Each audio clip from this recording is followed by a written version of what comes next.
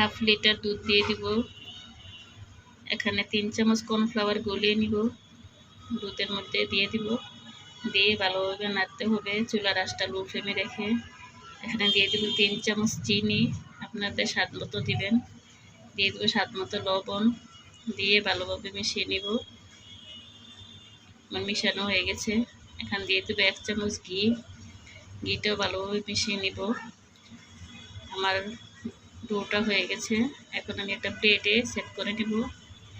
Set করে এটা ফ্রিজে রেখে দেবো 2 ঘন্টার জন্য।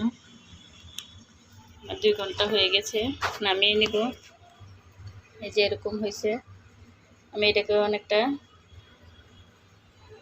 কেটে নেব। একটা বাটিতে 2 চামচ ময়দা দিয়ে গুলিয়ে নিলাম।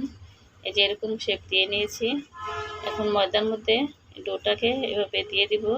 দিয়ে আমি এখানে পাউরুটি গুঁড়া করে নিলাম।